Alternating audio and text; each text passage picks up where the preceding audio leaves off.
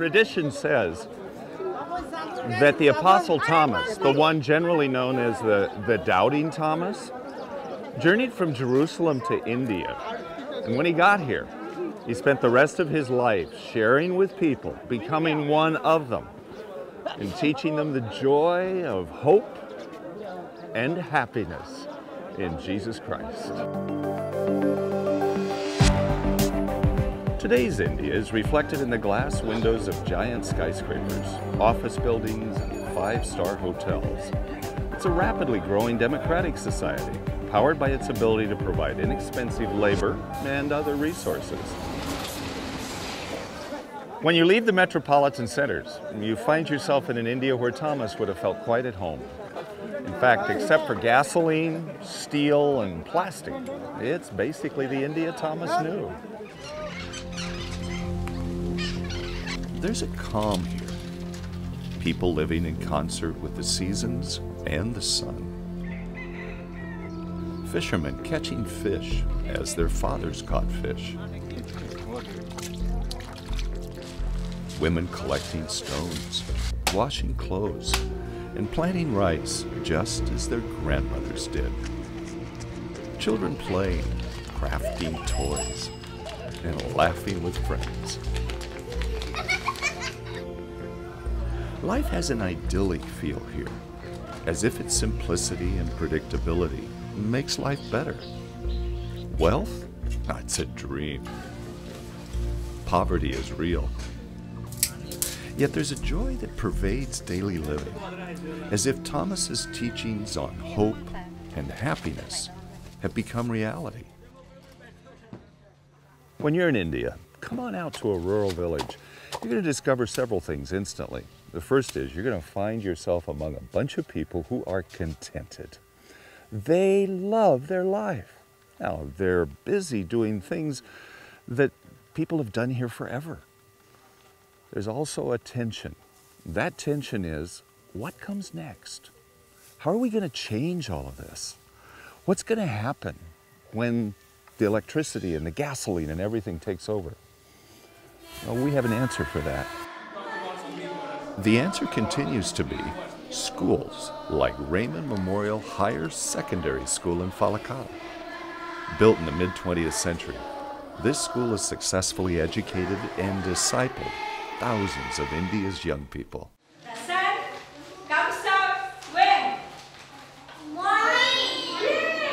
One of the things I've noticed is that many of the students are not members of the Seventh-day Adventist Church. Why do they come here? They like the discipline of the school. They like the character that we build. And everybody appreciate what the missionaries have taught. Sincerity is in there, the faithfulness, and above all, we teach them about our Creator, Jesus Christ. The Falakata school in 1999 had only 400 students. Today they have 1,200 students. We need more classrooms, sir. You can see how congested the classrooms are. We cannot roam around, walk around freely because no space is there. And Maranatha is doing a great job. What Mrs. Bairaji is speaking about are the 16 classrooms Maranatha is constructing at Raymond Memorial School. 8 were completed in January by a volunteer group representing multiple continents and languages. Another 8 will be built in March. Maranatha volunteers are traveling to this distant city to provide a helping hand. I didn't know what I was going to do, and I didn't know what I could do, but I knew that I could do something. I've been involved with lots of different things in different modes of construction. I had developed certain talents. I didn't know if they would be useful.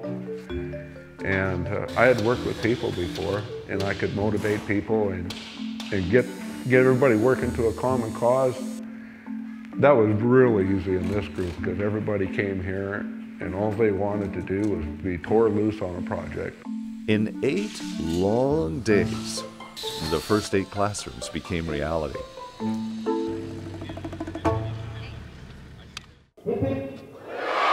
The children, their teachers, and volunteers celebrated the new classrooms with a dedication and a ribbon cutting. For the glory of God, I declare this classroom open. Please put your hands together. I don't think that anyone could ever be the same after this. Watching those kids, like those kids were pumped that they were going to get to go to school. They're just bouncing up and down, and they get, boy, we're going to get to go into our new classroom. We're going to get to be the first students. You can hear them chattering, and you can just see it in their faces. And then the teachers are so thankful that they have a classroom that they can work with the kids, and it's fabulous. It's spectacular. He doesn't know anything, not even where the police was, I think. A number of the volunteers came to Falakata not just to help with the construction, but also to provide medical attention for people living in communities surrounding the school. They used 7 of the churches Maranatha built in 1999 and 2000 as the basis for their clinics. I'm going to listen to your heart. The medical need here is the people are so very poor, they can't afford medical care. And so the care that they would have are simple types of needs that we have even here in the United States. Back pain, heartburn types of symptoms. There's some problems with high blood pressure. Sometimes up to 60 people could be waiting, or 100 people could be waiting, or 200 people could be waiting. But during that time, we would teach them about water. Washing your hands, drinking clean water, brushing your teeth with clean water, simple stuff like that. How to eat good food and what diseases might be caused. We told them Bible stories. We had set felt boards with certain Bible stories that we could tell them. The adults and the kids loved to draw and to color. So we had crayons, and so the adults would even get involved in coloring. The medicine we give them will only last them for 5 days. So when we leave, what is it that can be more lasting? And it's the education that we can give them so that they can continue to incorporate that into their lives. The education we gave about water or about God will be much more lasting than the 5 days of medication I can give them. As a health educator, I don't want to give them candy. So we gave them soap one time. We gave them toothbrushes another time. We gave them toothpaste another time. We gave clothes another time. We gave empty water bottles another time to say thank you for coming to see us, coming to see that this church is something that is not just to go in and talk about God and to preach, but it's also because we care about you. In order to meet the needs, just like when Jesus was here on earth, you have to meet their basic needs first. I think with the buildings, whether it's a church or a school, if you don't meet their physical illnesses, their hunger issues, their skin care, wound care issues, you won't have the people to fill those buildings that we build. And so I think that's how it complements our building mission, because we are building people.